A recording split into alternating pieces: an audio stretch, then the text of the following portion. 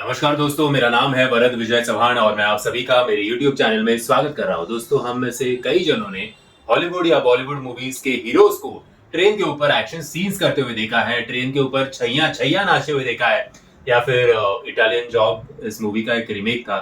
Abhishek Bachchan, Bipasha Bipasha Basu starrer, उस movie का नाम भूल गया मैं। उस मूवी में भी अभिषेक बच्चन को चोरी करते हुए दिखाया गया था ट्रेन से।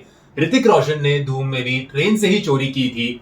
और फास्ट एंड फ्यूरियस के आई थिंक 5वें पार्ट में विन डीजल हमें चोरी करते हुए दिखाई दिए थे, ट्रेन से उन्होंने पूरी गाड़ी चुरा ली थी। सो आज जो मैं आपको कहानी सुनाने जा रहा हूं वो आज से तकरीबन 50-60 साल पुरानी है। 1963 टू बी एग्जैक्ट, 7 अगस्त 1963 की कहानी है, जहां पे चोरों ने उस टाइम पे करीब 2.6 मिलियन पाउंड्स, यानी कि आज के हिसाब से अगर अंदाजा लगाया जाए तो तकरीबन 300 करोड़ रुपयों की चोरी इन चोरों ने उस समय की थी और केवल 15 मिनट में ये चोरी की थी। दोस्तों, जिस ट्रेन से ये 2.6 मिलियन पाउंड चुराए गए थे उस ट्रेन का नाम था द रॉयल ट्रेन, और इस पूरी चोरी को द ग्रेट ट्रेन रॉबरी के नाम से भी जाना जाता है। आप गूगल भी कर सकते हो, गूगल पे अगर आप ग्रेट ट्रेन रॉबरी ऐसे डालोगे तो इस चोरी का जिक्र आपको जरूर वहां पे दिखाई देगा। इस चोरी के 3 मास्टरमाइंड थे। उनका नाम था गॉर्डन गुड्डी, बस्टर्ड एडवर्ड और ब्रूस रेनॉल्ड। इन तीनों में से जो गॉर्डन गुड्डी था उसका ये ज्यादा करके दिमाग था। ये तीनों जो है वो इंग्लैंड के मामूली चोर थे, छोटी मोटी चोरियां करके वो पक चुके थे और उन्हें अपनी जिंदगी में एक बड़ा हाथ मारना था। और वो हाथ ऐसे मारना था कि दोबारा उन्हें किसी भी चोरी करने की जरूरत ना पड़े और उनकी बची हुई जिंदगी जो है वो आराम से बीते। हुआ ये था कि 1963 के आसपास इंग्लैंड में पाउंड्स के नोटों की कमी हो गई थी।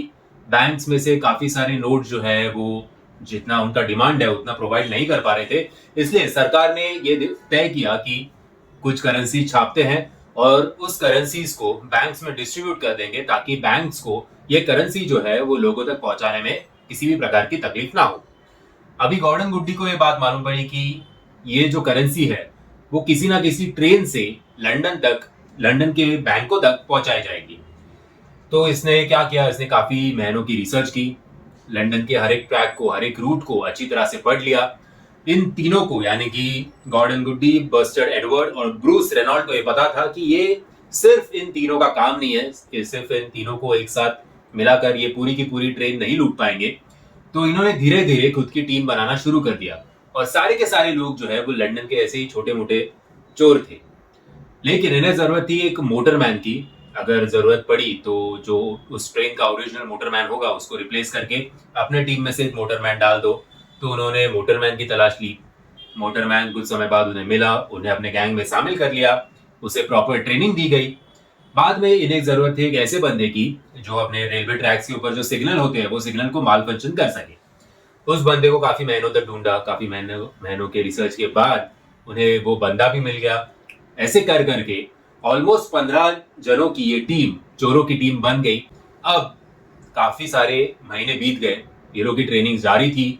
ट्रेन को किस तरह से लूटा जाए, क्या क्या प्लान बनाया जाए, इन सब चीजों में ये खुद का दिमाग और पैसा और टाइम सब खर्च कर रहे थे। लेकिन इन्हें जरूरत थी रेलवेज में से एक बंदे को पकड़ने की, जो बंदा इन्हें प्रॉपर इंफॉर्मेशन दे सके कि ये जो करेंसी है वो कौन से ट्रेन से जाने वाली है, कौन से रूट से और कितने बजे तक वो कहां कहां से गुजरने वाली है। इसका प्रॉपर इंफॉर्मेशन इन 15 जनों को चाहिए था। तो ये 15 जन उस आदमी की तलाश में जुट गए। कुछ टाइम बाद वो 16वां आदमी भी इन्हें मिल गया जो इन्हें प्रॉपर टिप दे सके कि कौन सी ट्रेन में से ये 2.6 मिलियन पाउंड जो है वो जाने वाले हैं। वो आदमी मिलने के बाद ये लोग रेडी थे कि अभी कभी भी इस आदमी का जब फोन आएगा और ये बताएगा कि ट्रेन आज शाम को या आज सुबह या आज दोपहर या आज रात जब कभी निकलेगी, तैयार रहो, बस कुर्सी की पेटी बांध लो। तो इन्हें एक बार कॉल आ गया, तारीख थी 7 अगस्त 1963। उस बंदे ने इन 15 लोगों से कहा, खास करके इस गैंग के मास्टरमाइंड यानी कि गॉर्डन गुड्डी को, कि द रॉयल ट्रेन नाम की एक ट्रेन शाम को 7 बजे ग्लासगो से लंदन के लिए रवाना होगी। 12 घंटों का ये सफर है। तभी आपको पता होगा 1963 की ये बात है, तो ट्रेन का ज्यादा कुछ स्पीड होता नहीं था। ऊपर से ये एक मेल ट्रेन थी। मेल ट्रेन यानी चिट्ठियां भेजना, टेलीग्राम्स, क्योंकि तभी सिर्फ चिट्ठियां कम्युनिकेशन का साधन हुआ करती थी। तभी आज के जैसा इंटरनेट नहीं था, सो कोई किसी को ईमेल नहीं कर सकता था, कोई किसी को व्हाट्सएप नहीं कर सकता था, ना टेलीग्राम कर सकता था। मतलब टेलीग्राम कर सकता था, लेकिन टेलीग्राम नाम का ऐप नहीं था, प्रॉपर लिख के टेलीग्राम भेजना पड़ता था। तो एक मेल ट्रेन को सरकार ने चुना है, वो भी इसलिए ताकि ज्यादा सरकार इस बात का एडवर्टाइज नहीं करना चाहती या किसी भी प्रकार का अटेंशन उस ट्रेन पे नहीं डालना चाहती। इसलिए एक ऑर्डिनरी ट्रेन को चुना गया, जिस ट्रेन में ज्यादा सिक्योरिटी भी ना हो, ताकि लोगों की नजर में या चोरों की नजर में ये ट्रेन आ ही ना पाए। ऐसे कुछ सरकार का पॉइंट ऑफ व्यू इस ट्रेन को चुनने के पीछे था। कुल 12 डिब्बों की ये ट्रेन थी। 12 डिब्बों में से 2 डिब्बे जो है उसमें ये सारी की सारी चिट्ठियां पड़ी हुई रखी गई थी, और उन 2 डब्बों में तकरीबन 72 एम्प्लॉयज थे जो इन चिट्ठियों को अलग अलग पते के अनुसार डिस्ट्रीब्यूट कर रहे थे, ताकि जब ये चिट्ठियां लंदन पहुंचे तो उन्हें डिस्ट्रीब्यूट करने में ज्यादा टाइम ना जाए। तो वो सब सारी चीजें जो है वो इस सफर में 12 घंटे के सफर में सारी चीजें को A to Z कंप्लीट करने के लिए इन 72 लोगों को चुना गया था। अब जो रेलवेज में जो बंदा था उसने इन लोगों को इन्फॉर्मेशन दिया कि 12 डिब्बों में से जो सेकेंड लास्ट डिब्बा है उसमें ये 128 बॉक्सेस रखी हुई है, और उसमें ही आपको 2.6 मिलियन पाउंड जो है वो मिलेंगे। इन लोगों का प्लान ये था, इन लोगों ने उस बंदे को रूट पूछा, उस बंदे ने प्रॉपर रूट बताया। तो इन लोगों का प्लान था कि जब ट्रेन चैरिंगटन के लिए पहुंचेगी तब चैरिंगटन के वहां पे ये लोग ऐसा भी एक रास्ता ढूंढ रहे थे जहां पे रोड और ट्रैक एक ही पैरेलल हो, दोनों में ज्यादा डिस्टेंस ना हो, क्योंकि इन लोगों को खुद की गाड़ियां जो इन्होंने साथ में लाई थी उसे पार्क करके ट्रेन में से सारा सामान जो है वो उन गाड़ियों में भरना था।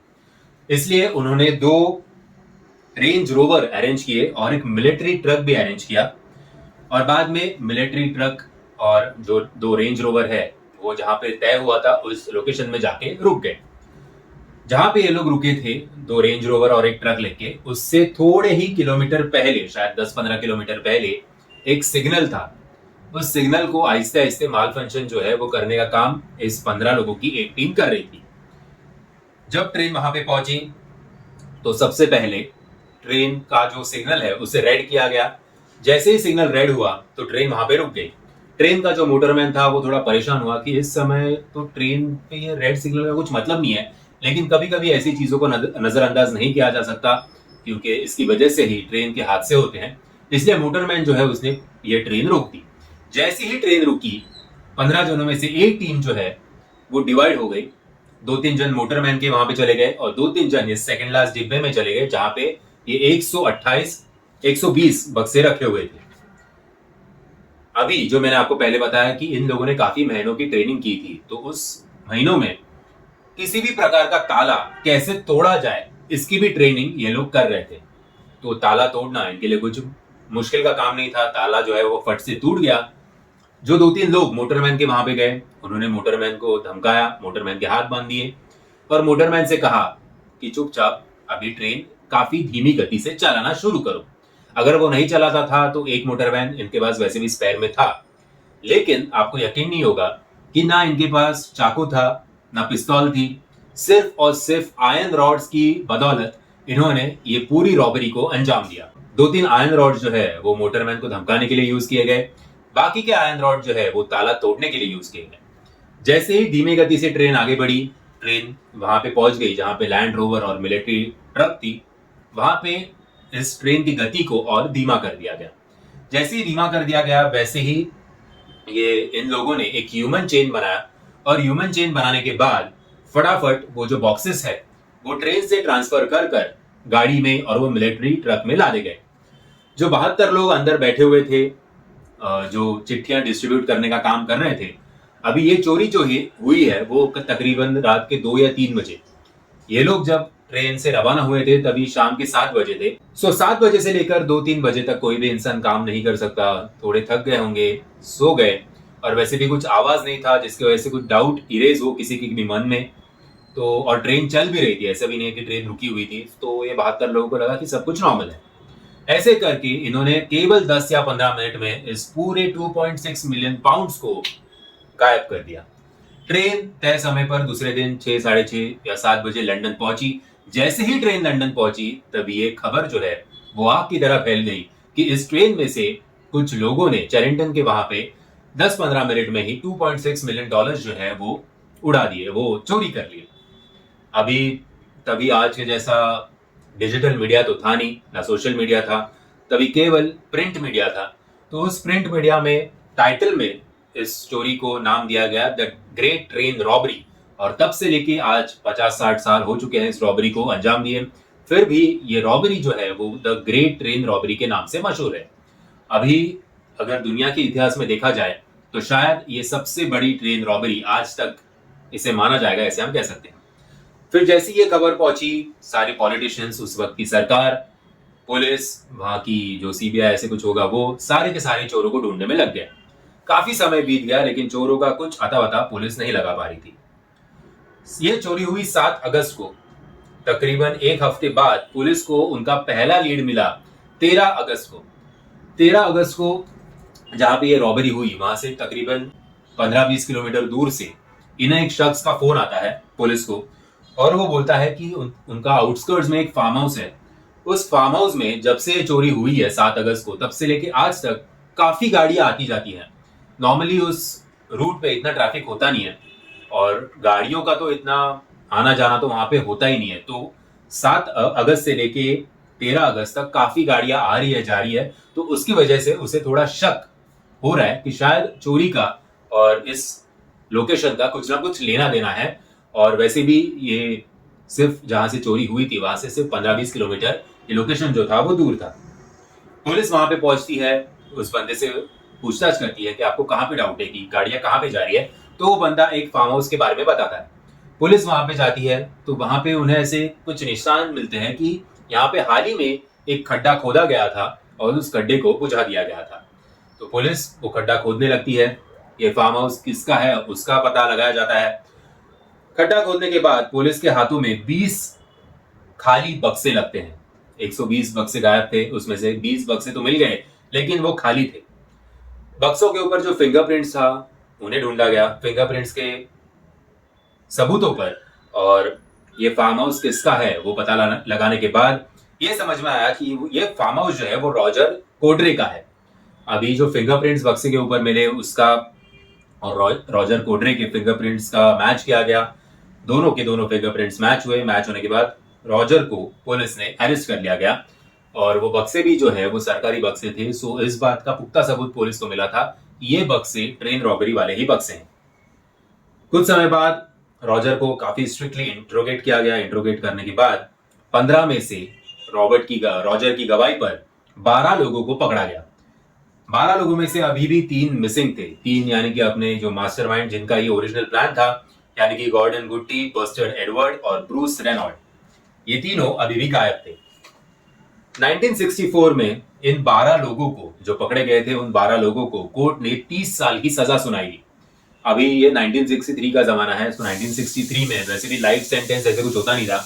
लाइफ सेंटेंस का मतलब ही तुम्हें तुम्हारी जिंदगी के 20, 25 या 30 साल जैसे कोर्ट बोले वैसे जेल में बिताने होंगे। 1964 में इन्हें 12 लोगों को यह सजा मिली। उसके 4 साल बाद यानी कि 1968 में ये बचे हुए 3 मास्टरमाइंड्स भी पुलिस के हाथों में लग गए। उनके ऊपर भी कोर्ट की कार्रवाई चली। कोर्ट ने भी पहले 12 जनों की तरह ही इन तीनों को 30 साल की सजा सुना दी। अभी इन 15 लोगों को पुलिस ने पकड़ा तो है, लेकिन इस बात को सुनकर आपको भी शौक लगेगा कि 15 लोगों को पकड़ने के बाद भी 2.6 मिलियन में से, यानी कि तकरीबन 300 करोड़ आज के हिसाब से अगर लगाए जाए तो 300 करोड़ रुपए में से केवल 10% रुपए पुलिस जो है वो रिकवर कर पाई, उन्हें ढूंढ पाए। यानी कि 300 करोड़ में से 10% यानी कि 30 करोड़ रुपए पुलिस के हाथों में लग गए। बाकी 270 करोड़ कहां पे मिसिंग है, इस बारे में ना उन चोरों ने कभी खुलासा किया, ना पुलिस वाले आज तक। आज 50-60 साल हो चुके हैं इस चोरी को, आज तक पुलिस भी उस 270 करोड़ को ढूंढ नहीं पाई। अभी पुलिस को यह जरूर पता था कि ये केवल इन 15 लोगों का काम नहीं है। इन 15 लोगों में से कोई ना कोई एक है, ये 15 लोगों के अलावा कोई ना कोई एक ऐसा बंदा जरूर है जो रेलवे के अंदर का बंदा है, जिसने ये इंफॉर्मेशन जो है वो इन 15 लोगों को दी थी। लेकिन इन 15 लोगों की ईमानदारी पे उन्होंने जो उस बंदे से वादा किया था, उसकी बदौलत ही इन 15 लोगों ने कभी भी उस बंदे का नाम पुलिस के सामने नहीं रखा। ये काफी आश्चर्य करने वाली बात है, क्योंकि काफी टाइम ऐसे लालच भी दिया गया कि उस बंदे का नाम बताओ, हम तुम्हारी सजा कम कर देंगे, लेकिन 15 जनों में से एक ने भी कभी भी खुद के दिए हुए वचन से बेईमानी नहीं की। काफी बड़ी बात है भाई। इन 15 लोगों में से 12 लोग मर गए क्योंकि उनकी उम्र भी काफी हो चुकी थी। अभी इन लोगों में से एक जो बचा था, जिसका नाम था गॉर्डन गुडी, जो इस प्लान का मास्टरमाइंड था, उसने अपनी सजा काट ली और सजा काटने के बाद वो स्पेन में जाके सेटल हो गया। स्पेन में जाने के बाद भी इस रॉबरी की क्यूरियोसिटी जो है वो काफी लोगों को सता रही थी कि आखिर वो 16वां बंदा है कौन, वो 16वां बंदा है कौन जिसने ये सब कांड किया। और ऐसे क्या है इन 15 लोगों में था कि मरने तक उन्होंने खुद की जुबान नहीं खोली और उस 16वें बंदे का नाम हमको नहीं पता। जब स्पेन में गॉर्डन गुडी था, तब उस डॉक्यूमेंट्री के प्रोड्यूसर और डायरेक्टर गॉर्डन के पास गए और उसे कहा कि हमें तुम्हारे पॉइंट ऑफ व्यू से पूरी ये रॉबरी की कहानी सुननी है, क्योंकि हम काफी थ्योरीज करते हैं कि रॉबरी ऐसी हुएगी वैसी हुई होगी, लेकिन हम आपके जुबान से सुनना चाहते हैं, जो इस प्लान के मास्टरमाइंड है, कि ये रॉबरी को आपने अंजाम कैसे दिया। और उसके लिए काफी मोटी रकम गुड्डी को ऑफर की गई, लेकिन उन प्रोड्यूसर और डायरेक्टर की एक कंडीशन थी कि हम आपको ये पैसे जरूर देंगे, लेकिन अगर आपका वो 16th आदमी कौन था जिसने आपको इस ट्रेन के बारे में इंफॉर्मेशन दी, अगर आप उसका नाम टीवी पे बताओगे तो ही हम आपको इतनी रकम देंगे। गॉर्डन ने मान लिया फॉर द फर्स्ट टाइम।